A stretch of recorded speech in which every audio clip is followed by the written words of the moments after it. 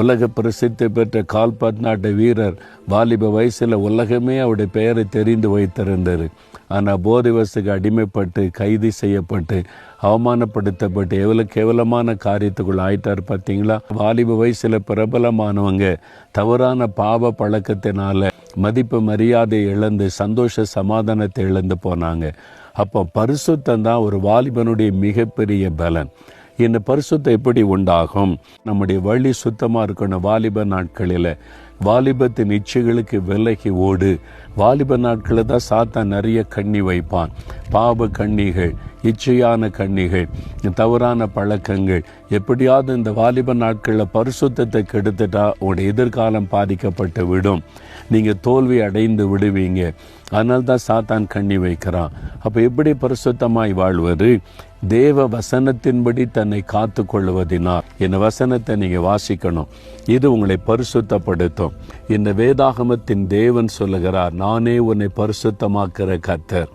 இந்த வசனத்தை வாசித்து தியானிச்சிங்கன்னா ஆண்டவர் உங்களை பரிசுத்தப்படுத்தி பரிசுத்தத்தின் பாதையில நடத்துவார்.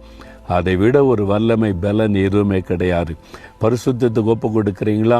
உங்கள் வாழ்க்கையில் வெற்றி காண்பீங்க, ஜெயிப்பீங்க, தேவனால் உயர்த்தப்படுவீங்க. யோசேப்பு பரிசுத்தத்தை காத்துக்கொள்ள தன் ஒப்பு கொடுத்தனால தேசத்திலே பிரதம மந்திரியாக உயர்த்தப்பட்டார். தானியேல் கரைப்படாதபடி வாலிப நாட்களை காத்துக்கொள்ள தன் அர்ப்பணித்ததினால பாபிலோன் தேசத்தில் உயர்ந்த ஸ்தானத்தில் உயர்த்தப்பட்டார். பரிசுத்தம். அன்றைக்கு எஸ்தர் தன்னை பரிசுத்தத்துக்கு அர்ப்பணித்ததுனால 127 நாட்டுக்கு ராணியாக உயர்த்தப்பட்டாள். வேதத்தில் எத்தனை சம்பவம்! உங்களை தேவன் உயர்த்துவார், சாதிக்கிறவளாய் மாற்றுவார்.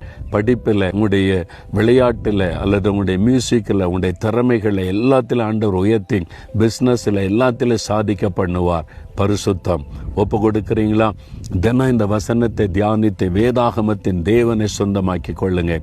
தகப்பனே, அருமையான இந்த வாலிப மகள், வாலிப தம்பிக்காக செபிக்கிறேன் அப்பா. ஆண்டவரே, வாலிபர்களை பரிசுத்தப்படுத்தி பரிசுத்தத்தின் பாதையில நடத்துகிற கர்த்தர் நீர். அதற்காக உம்முடைய வாலிபத்தின் இரத்தத்தை சிலுவையில் சிந்தினீர். உம்முடைய இரத்தத்தினால் கழுவி அவங்களை பரிசுத்தப்படுத்தி பரிசுத்த பாதையில நடத்தும்.